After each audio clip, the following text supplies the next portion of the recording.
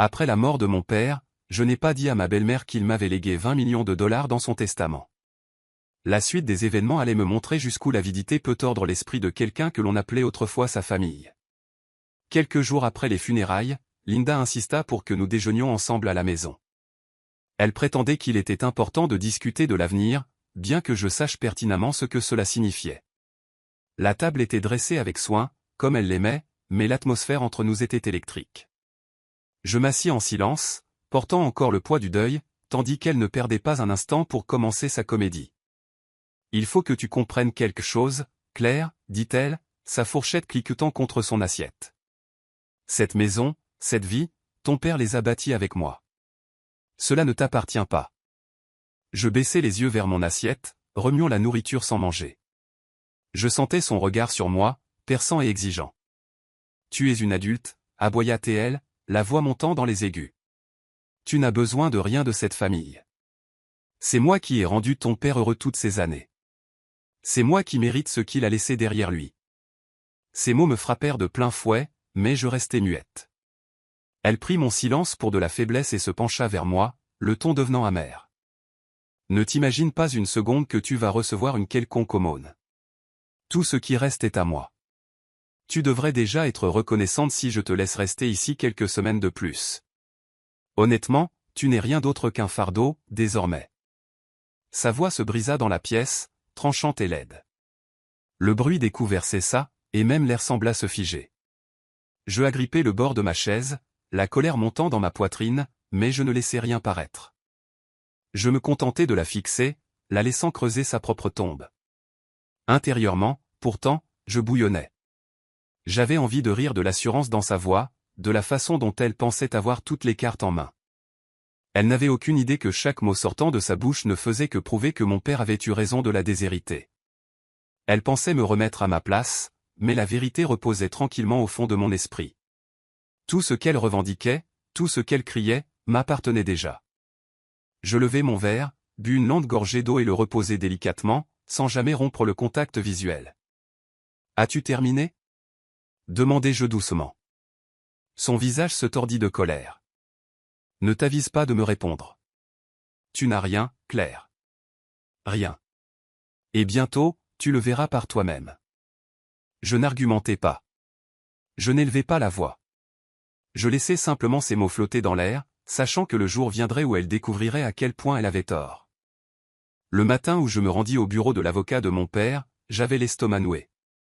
Le bâtiment était silencieux, le genre d'endroit où même les bruits de pas résonnent trop fort. Je m'assis en face de l'avocat, un homme aux cheveux gris qui connaissait mon père depuis des années. Il parla doucement, mais ses paroles portaient le poids de tout ce que mon père avait préparé avant de mourir. Il ouvrit le dossier et commença à lire le testament. À chaque ligne, ma poitrine se serrait davantage. Mon père m'avait tout légué. L'argent, le domaine, les actifs de l'entreprise. Chaque parcelle de ce pourquoi il avait travaillé était inscrite à mon nom. 20 millions de dollars. Je savais qu'il voulait me mettre à l'abri, mais l'entendre à voix haute fit trembler mes mains. Et puis vint la partie qui me glaça. Linda n'était mentionnée nulle part. Pas une maison, pas un seul compte, pas même un cadeau symbolique. L'avocat marqua une pause, me lançant un regard qui disait qu'il s'attendait à ma réaction. Il m'expliqua que mon père avait pris cette décision mûrement. Non par méchanceté, mais par lucidité. Il avait vu Linda telle qu'elle était vraiment. Il l'avait vue tenter de manipuler, de faire pression et de profiter de la situation. Et il s'était assuré qu'elle ne pourrait pas toucher à ce qu'il avait construit. Je restai assise en silence, essayant d'absorber tout cela. Je voulais ressentir du soulagement, peut-être même du triomphe. Mais ce que je ressentais surtout, c'était le poids d'un secret. Linda se promenait avec tant d'assurance, si certaine qu'elle hériterait de tout. Elle parlait de la maison comme si elle lui appartenait déjà, se vantant de la manière dont elle perpétuerait l'héritage de mon père. Et j'étais là, détentrice de la vérité qui allait briser son monde. L'avocat me demanda si je voulais qu'il la contacte directement. Je secouai la tête. « Pas encore, dis-je doucement. » Je vis la surprise dans ses yeux, mais il n'insista pas. Il hocha simplement la tête et glissa les papiers dans le dossier. Je savais exactement pourquoi je voulais attendre. Si je le lui disais tout de suite, elle pleurerait, crierait, essaierait peut-être de contester en justice. Mais si je gardais cela pour moi, si je la laissais croire qu'elle avait le contrôle, je verrais qui elle était vraiment lorsqu'elle se croirait protégée par la richesse. Je voulais voir son vrai visage, brut et sans filtre. En sortant de ce bureau, le monde me parut différent. Les rues étaient les mêmes, les voitures passaient, les gens se pressaient au travail. Mais ma vie avait complètement basculé. Je possédais plus que je n'avais jamais rêvé, et pourtant je ne pouvais pas célébrer. Pas tant que Linda se pavanait comme si tout lui appartenait. Pour l'instant, le secret restait avec moi.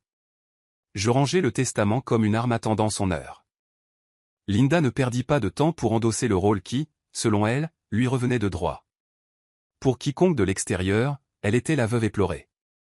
Elle portait des robes noires chaque jour, parlait doucement d'un ton brisé et pressait des mouchoirs sur ses yeux dès que des voisins passaient.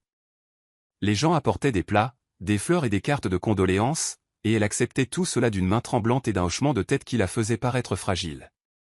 Elle s'assurait que chaque visiteur reparte en croyant qu'elle était la femme à qui mon père avait tout confié. Mais dès que la porte se refermait et que nous étions seuls, son masque tombait. Il n'y avait plus de voix douce ni de larmes. Elle m'aboyait des ordres, me disait de nettoyer et me rappelait que je n'étais qu'une invitée dans la maison. Elle arpentait les couloirs comme si elle les possédait déjà, touchant les meubles comme s'il s'agissait d'une couronne qu'elle avait méritée. Lorsque je m'asseyais tranquillement dans le salon, elle me foudroyait du regard et disait : « Ne prends pas trop tes aises, Claire. Ce n'est plus chez toi ici. » Elle ne se contentait pas de le penser, elle le disait directement aux gens. À l'épicerie, je l'entendis dire à une amie : « Charles m'a mise à l'abri. Le domaine est à moi désormais. » Elle le disait avec fierté, le menton haut, comme si mon père l'avait personnellement couronnée reine de tout ce qu'il avait accompli. Les gens hochaient la tête, offrant plus de sympathie, et elle s'en imprégnait comme de l'eau. À la maison, elle poussait le bouchon plus loin. Un soir, au dîner, elle me regarda de l'autre côté de la table et dit : « Tu vas devoir commencer à chercher un autre endroit bientôt. Cette maison est trop grande pour nous deux, et tu n'as pas ta place ici sans ton père. » Elle le dit avec un tel naturel, comme si elle me faisait une faveur. Elle ajouta même : « C'est pour ton bien, Claire. Tu es jeune. Tu peux faire ta propre route. Cette vie n'a jamais été faite pour toi. » J'avais envie de rire de son assurance, mais je gardais un visage impassible. Je connaissais la vérité, et elle non. Alors j'hochai la tête, feignant de comprendre, la laissant croire qu'elle gagnait. Plus elle parlait, plus je voyais l'arrogance couler d'elle. Elle se vantait de la façon dont elle allait redécorer, de la possibilité de vendre la maison pour déménager au soleil, de la vie qu'elle méritait enfin. J'écoutais attentivement, parlant peu, stockant chaque mot dans mon esprit. Sa confiance la rendait imprudente. Elle croyait tout tenir entre ses mains, et cette croyance la rendait plus cruelle de jour en jour. Elle m'écartait davantage, me rabaissait quand il y avait du monde et resserrait son emprise sur l'histoire qu'elle racontait au monde. Ce qu'elle ne réalisait pas, c'est que chaque mensonge qu'elle proférait, chaque fois qu'elle revendiquait quelque chose qui n'était pas à elle, elle dressait la scène de sa propre chute. Je n'avais qu'à rester silencieuse, la laisser jouer son rôle et attendre le bon moment pour tirer le rideau. Les mots de Linda devinrent plus tranchants chaque jour. Elle n'essayait plus de cacher son amertume quand nous n'étions que toutes les deux. Un soir, alors que nous étions assises à la table de la cuisine, elle se pencha en avant et dit : « Tu sais, Claire, j'ai fait beaucoup pour toi après que ton père m'ait épousée. C'est moi qui faisais tourner la maison. C'est moi qui m'assurais que tu aies des repas et des vêtements. Sans moi, tu n'aurais pas eu la moitié du confort dans lequel tu as grandi. Tu me dois plus que tu ne le réalises. » Son ton n'était pas doux. Il était lourd, destiné à me faire sentir coupable. Elle faisait comme si ma vie entière avait reposé sur ses épaules, alors qu'en vérité, elle m'avait toujours traité comme une ombre dans cette maison. J'hochai la tête lentement, la laissant croire que ses paroles faisaient mouche. Elle n'était pas satisfaite. « Ton père voudrait que tu fasses ce qui est juste. Si jamais tu reçois quoi que ce soit de lui, argent, propriété, peu importe, tu sais que cela me revient. C'est la seule façon équitable. J'ai donné des années de ma vie pour cette famille, et tu dois respecter cela. » La façon dont elle le dit me serra la poitrine de colère, mais je gardai mon calme. J'inclinai la tête comme si je réfléchissais, demandant même : « Que entends-tu par équitable ? » Elle sourit, prenant mon jeu pour de la faiblesse. En moins d'une semaine, elle sortit des papiers qu'elle avait fait rédiger. Elle les fit glisser sur la table, ses doigts tapotant le bord. Si par hasard tu hérites de quelque chose, tout ce que tu as à faire est de signer ceci. Cela rend les choses plus propres, plus faciles. Je gérerai les responsabilités, et tu n'auras pas à t'inquiéter. Je jetai un coup d'œil à la pile de papier, au langage juridique dense et confus, mais je ne touchai pas au stylo. Au lieu de cela, je posai des questions, prétendant ne pas bien comprendre, la laissant expliquer plus qu'elle ne le devrait. Pendant tout ce temps, j'avais mon téléphone à proximité, enregistrant tout ce qu'elle disait. Sa voix, ses exigences, son insistance pour que je lui transfère tout. Je capturais tout discrètement, sans qu'elle ne remarque jamais rien. Alors que les jours passaient et que je ne signais pas, sa patience s'épuisa. Elle cessa de m'inviter au dîner avec les amis de la famille, disant aux gens que je ne me sentais pas bien ou que j'étais occupé. J'appris plus tard qu'elle avait chuchoté que j'étais paresseuse, une sangsue, quelqu'un qui voulait seulement vivre du succès de mon père sans lever le petit doigt. Les mensonges se répandirent rapidement, et je pus sentir le changement dans la façon dont certaines personnes me regardaient. Cela faisait mal, mais je ne laissais rien paraître. Chaque mot cruel sortant de sa bouche, chaque tentative de me coincer ne faisait que renforcer ma détermination. Elle pensait me pousser dans mes retranchements, mais en réalité, elle me donnait plus de preuves de la personne qu'elle était vraiment. Je jouais le jeu, hochant la tête quand elle me grondait, faisant semblant de considérer ses exigences, la laissant même croire qu'elle était sur le point de me briser. Pendant ce temps, je stockais ces mots comme des munitions, attendant le jour où j'en aurais besoin. Je découvris la trahison de Linda de la manière la plus inattendue. Un des voisins m'arrêta alors que je revenais du magasin. Il me lança un regard étrange et dit : « J'ai entendu dire que Linda mettait la maison en vente. Ça doit être dur pour toi. » Ces mots me figèrent sur place. Je n'avais rien entendu au sujet d'une vente, et pourtant Linda agissait déjà comme si la maison était à elle pour en disposer. Plus tard ce soir-là, je vérifiai en ligne, et elle était là, une annonce discrète avec des photos de la maison où j'avais grandi, les mêmes pièces qui sentaient encore légèrement l'eau de Cologne de mon père. La description indiquait qu'elle était vendue par la veuve de Charles Reynolds. Je serrai les mâchoires en fixant l'écran. Elle ne m'avait même rien dit. Elle allait juste la vendre dans mon dos, persuadée que personne ne remettrait en cause sa légitimité. Cela ne s'arrêta pas là. Bientôt, je commençai à entendre d'autres murmures des voisins. À l'épicerie, dans des conversations furtives, les gens répétaient les choses que Linda répandait. Claire est juste avide, leur disait-elle. Elle ne traîne ici que parce qu'elle veut mettre la main sur de l'argent qui ne lui appartient pas. Charles voulait que j'aie tout. Elle se peignait en veuve souffrante et moi en belle-fille gâtée incapable de voler de ses propres ailes. Le pire n'était pas les mensonges, c'était la facilité avec laquelle les gens semblaient les croire. Je voyais les regards quand je marchais dans la rue, de la pitié mêlée à du jugement, comme si j'étais l'égoïste. Linda absorbait tout cela, se tenant plus droite, souriant plus, agissant comme si le monde lui appartenait déjà. Puis vint le jour qui faillit me pousser à bout. Je rentrai chez moi pour trouver un camion de déménagement garé devant le portail. Des hommes portaient des cartons hors de la maison, leurs bottes claquant contre le parquet.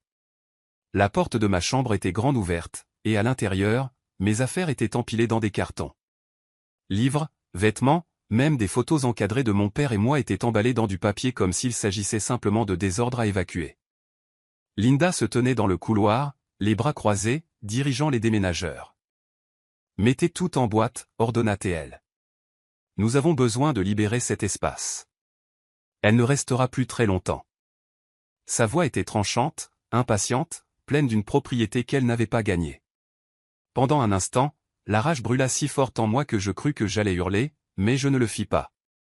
Au lieu de cela, je m'appuyai contre l'encadrement de la porte, regardant silencieusement ma vie être emballée dans des cartons. Linda croisa mon regard et eut un sourire narquois, certaine d'avoir gagné. Elle pensait me pousser dehors pour de bon, me dépouillant de toute petite revendication que je pourrais croire avoir. Ce qu'elle ne réalisait pas, c'est que je n'étais pas brisé. J'étais calme, délibéré, patiente. Je la laissais s'enfoncer davantage dans ses mensonges, je la laissais me traiter comme une intruse chez moi. Car plus elle descendait bas, plus dure serait sa chute quand la vérité éclaterait enfin. Alors je ne dis rien. Je laissais les déménageurs continuer, je laissais Linda exulter. À l'intérieur, j'étais inébranlable. Mon heure approchait. Et quand elle arriverait, elle ne la verrait pas venir. Le bruit des cartons glissant sur le sol me tira de mes pensées. Lorsque j'entrai dans le couloir, je vis 2 déménageurs emporter ma commode, leurs bottes lourdes contre le bois. Ma porte de chambre était grande ouverte, les murs nus là où les photos de mon père étaient accrochées. Mes affaires étaient emportées comme des ordures. Linda se tenait là, les bras croisés, le menton haut, donnant des ordres comme si elle était la reine de la maison. « Prenez tout ce qui est dans la chambre, dit-elle aux hommes. Elle n'en aura plus besoin ici. Videz tout. » Ma poitrine se serra, mais je me forçai à rester calme. J'entrai dans la pièce et dis fermement. « Arrêtez. Posez ça. » Les déménageurs se figèrent, se regardant l'un l'autre, incertains de la conduite à tenir. Linda pivota vers moi, le visage rouge, la voix claquant comme un fouet. « Ne t'avise pas de leur dire quoi faire. C'est ma maison, Claire. La mienne. Tu ne prends aucune décision ici. » Sa voix porta à travers les couloirs, assez aiguë pour faire vibrer les cadres en verre encore accrochés au mur. Les déménageurs semblaient pris entre 2 feux, leurs mains agrippant toujours mes meubles, mais attendant que quelqu'un règle le conflit. Je m'approchai, la voix stable. « Tu n'es pas la propriétaire. »« Je le suis. Et je vous dis d'arrêter de déplacer mes affaires. » Les hommes reposèrent la commode avec précaution, leurs yeux passant de l'une à l'autre. Pendant un instant, il y eut un silence, à l'exception du bruit des rabats de carton qui froissaient. Linda éclata soudain de rire, un son dur qui résonna dans la pièce à moitié vide.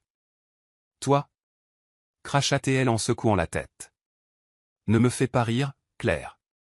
Charles ne t'aurait jamais tout laissé. Tu n'es qu'une enfant gâtée. Tout ici est à moi, et au fond, tu le sais. » Son rire se mua en un sourire suffisant, ses yeux brillants d'arrogance. Elle pensait m'avoir coincé, que sa certitude suffisait à faire croire le monde entier. Je ne sciais pas. Je ne criais pas en retour. Au lieu de cela, je regardais les déménageurs, calme et direct. « Vous m'avez entendu, dis-je. Je suis la propriétaire légale. Si vous continuez à toucher à mes affaires, vous travaillerez pour la mauvaise personne.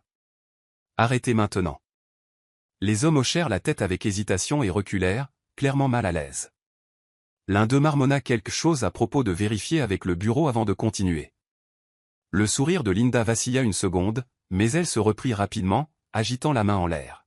« Ne l'écoutez pas, claqua-t-elle. Elle est confuse. Elle ne comprend pas comment tout cela fonctionne.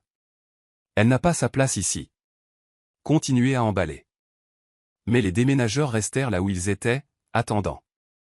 L'assurance dans la voix de Linda était forte, mais il y avait une fêlure maintenant, petite mais révélatrice. Je restai silencieuse après cela, mon expression calme, la laissant s'enfoncer davantage. J'aurais pu sortir les preuves à cet instant, lui montrer les papiers et la faire taire. Mais je ne le fis pas. Pas encore. Je voulais qu'elle continue de parler, qu'elle continue de montrer à tout le monde à quel point elle était avide et cruelle. Alors je restai au milieu de la pièce, la regardant perdre ses moyens, la laissant croire qu'elle avait encore le contrôle. Intérieurement, je savais que le vent avait déjà tourné. Elle ne le savait simplement pas encore. La colère de Linda ne fit que croître après l'arrêt des déménageurs. Elle ne supportait pas que j'aie ordonné de laisser mes affaires là où elles étaient. Au lieu de reculer, elle devint plus bruyante, plus désespérée. Je commençai à remarquer qu'elle passait de longues heures dans le bureau, fouillant dans les tiroirs qui appartenaient à mon père. Un après-midi, je passai devant la porte et aperçus des papiers étalés sur le bureau. Sa tête était penchée, son stylo grattant furieusement. Je n'avais pas besoin de voir les détails pour savoir ce qu'elle faisait, elle essayait de créer sa propre version de la vérité. Ce soir-là, je l'entendis au téléphone dans le salon. Sa voix portait dans le couloir, tranchante et suffisante. « Elle n'a aucune chance, disait-elle à une amie. Je la saignerai à blanc au tribunal s'il le faut. Elle regrettera d'avoir un jour pensé pouvoir aller contre moi. » Elle rit après avoir dit cela, un rire dur et qui me donna des frissons. Je gardai mon téléphone dans ma poche, enregistrant tout. Chaque mot qui sortait de sa bouche devenait une preuve de ce qu'elle était vraiment. Je n'interrompis pas, je ne fis pas irruption dans la pièce pour me disputer. Je la laissai continuer de parler, la laissant croire que j'étais impuissante pendant que je construisais silencieusement mon propre bouclier. Le lendemain matin, elle s'en prit à moi directement. J'étais dans la cuisine en train de verser du café quand elle entra, le visage de marbre. Profite en tant que ça dure, dit-elle froidement. D'ici la fin du mois, tu seras à la rue. Cette maison, cette vie, c'est à moi. Tu ne fais que squatter ici, et tu seras parti bien assez tôt. Je soutins son regard mais ne répondis pas. Mon silence la rendit plus colérique. Elle frappa du poing sur le comptoir, sa voix montant. Ne pense pas que tu peux te cacher derrière des avocats ou de la pitié. Tu n'es rien sans moi, et tu es sur le point de la prendre à la dure. Je la laissai sortir en trombe, ses talons résonnant dans le couloir. Mes mains tremblaient légèrement autour de la tasse, mais pas de peur.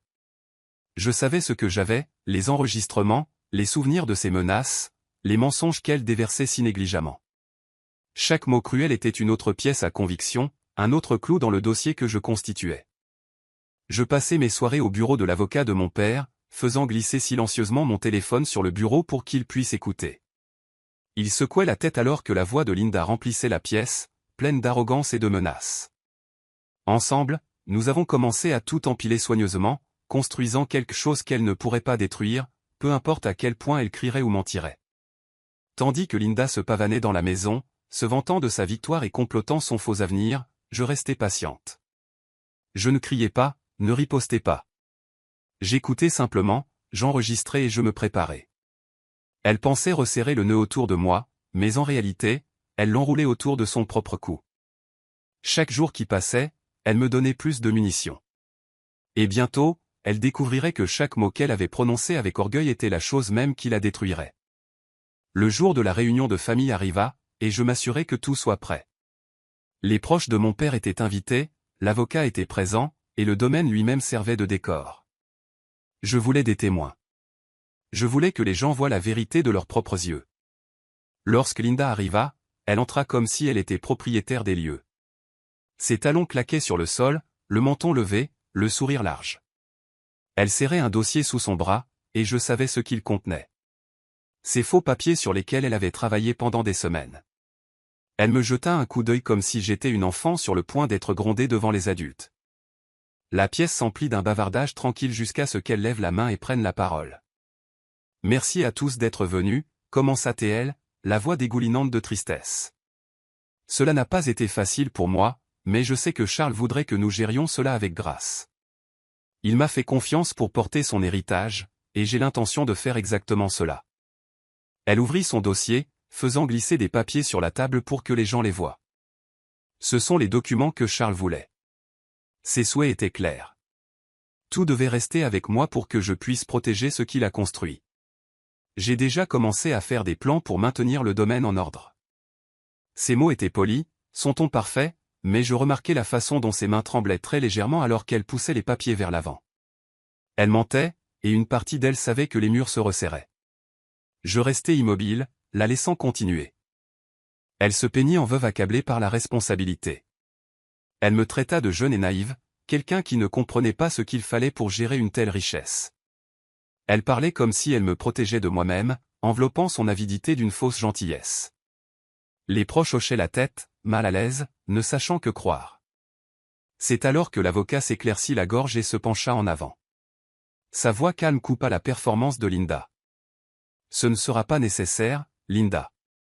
J'ai le testament officiel, signé et scellé par Charles Reynolds lui-même. » La pièce devint silencieuse. L'avocat ouvrit sa mallette et posa les vrais documents, ceux avec chaque marque et signature appropriée. Sa voix était stable alors qu'il lisait les lignes.